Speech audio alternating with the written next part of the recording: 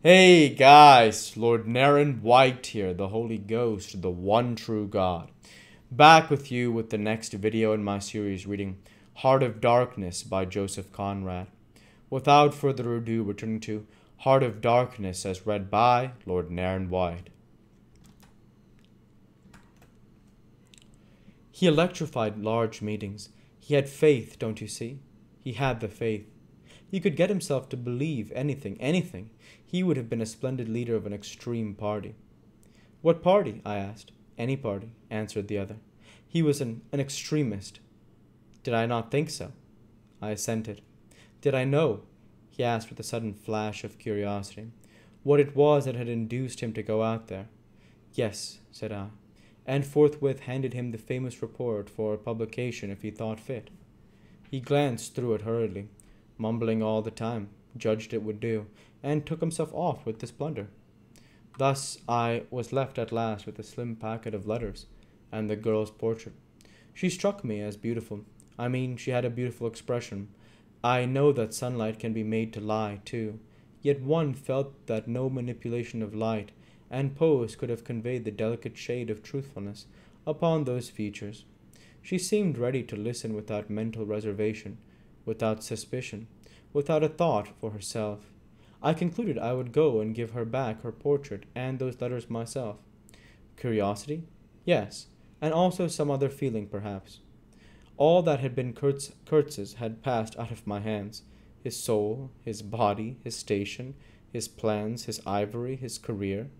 There remained only his memory and his intended, and I wanted to give that up, too, to the past in a way, to surrender personally all that remained of him with me, to that oblivion which is the last word of our common fate.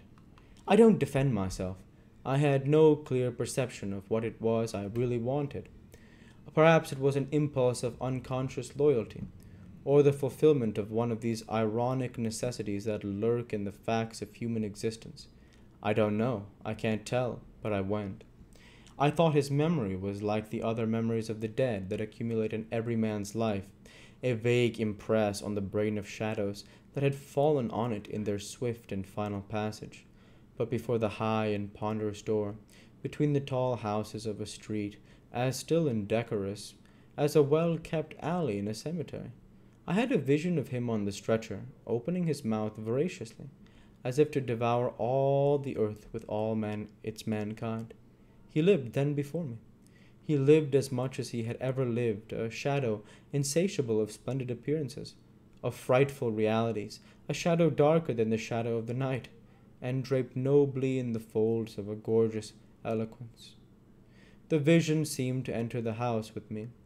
The stretcher, the phantom bearers, the wild crowd of obedient worshippers, the gloom of the forest, the glitter of the reach between the murky bends, the beat of the drum, regular and muffled like the beating of a heart, the heart of a conquering darkness. It was a moment of triumph for the wilderness, an invading and vengeful rush which, it seemed to me, I would have to keep back alone for the salvation of another soul, and the memory of what I had heard him say afar there, with the horned shapes stirring at my back, in the glow of fires, within the patient woods, those broken phrases came back to me, were heard again in their ominous and terrifying simplicity. I remembered his abject pleading, his abject threats, the colossal scale of his vile desires, the meanness, the torment, the tempestuous anguish of his soul. And later on I seemed to collect his languid manner, when he said one day, "This lot of ivory now is really mine. The company did not pay for it. I collected it myself at a very great personal risk. I'm afraid they will try to claim it as theirs, though. It is a difficult case. What do you think I ought to do? Resist? I want no more than justice." He wanted no more than justice, no more than justice. I rang the bell before a mahogany door on the first floor, and while I waited he seemed to stare at me out of the glassy panel, stare with that wide and immense stare, embracing, condemning, loathing all the universe. I seemed to hear the whispered cry, "The horror, the horror." The dusk was falling. I had to wait in a lofty drawing-room with 3 long windows, from floor to ceiling that were like three luminous and bed-raped columns. The bent gilt legs and backs of the furniture shone in indistinct curves. The tall marble fireplace had a cold and monumental whiteness. A grand piano stood massively in a corner, with dark gleams on the flat surfaces like a somber and polished sarcophagus. A high door opened and closed. I rose. She came forward, all in black, with a pale head, floating towards me in the dusk. She was in mourning. It was more than a year since his death, more than a year since the news came. She seemed as though she would remember and mourn forever. She took both my hands in hers and murmured, "I had heard you were coming." I noticed she was not very young. I mean not girlish. She had a mature capacity for fidelity, for belief, for suffering. The room seemed to have grown darker, as if all the sad light of the cloudy evening had taken refuge on her forehead. That's fair hair, this pale visage, this pure brow seemed surrounded by an ashy halo, from which the dark eyes looked out at me. Their glance was guileless, profound, confident, and trustful. She carried her sorrowful head as though she were proud of that sorrow, as though she would say, I alone know how to mourn for him as he deserves."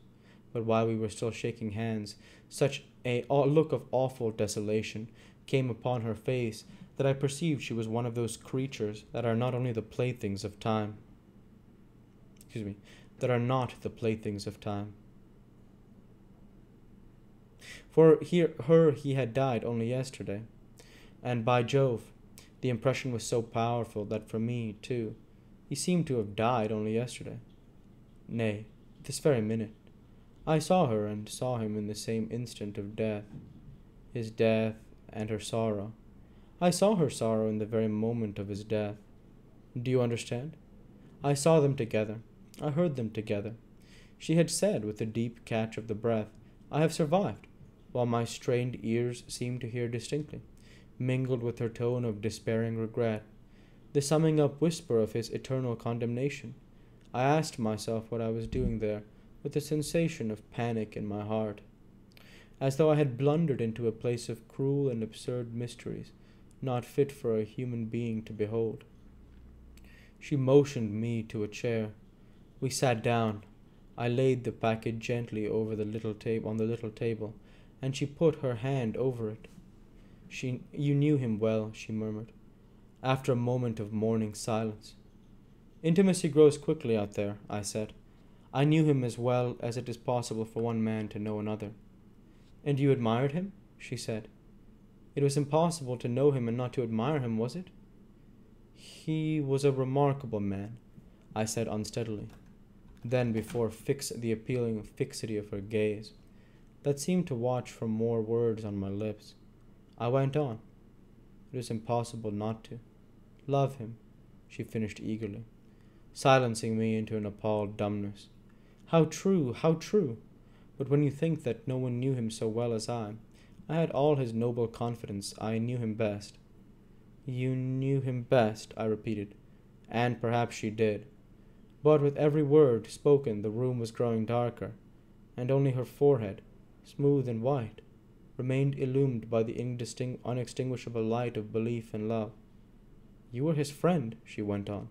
"His friend," she repeated a little louder.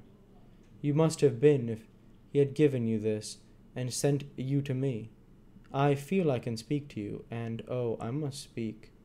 I want you who have heard his last words, to know have been worthy of him. It is not pride. Yes, I am proud to know I understood him better than anyone on earth.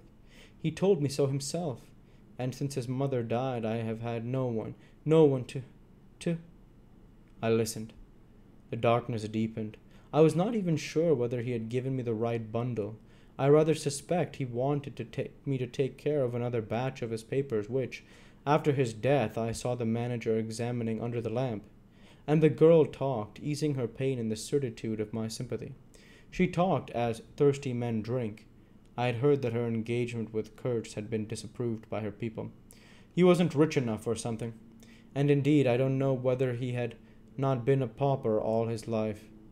He had given me some reason to infer that it was impatience of comparative poverty that drove him out there.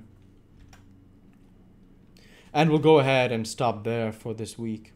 As usual, I want to say thank you for watching, and I hope you enjoyed.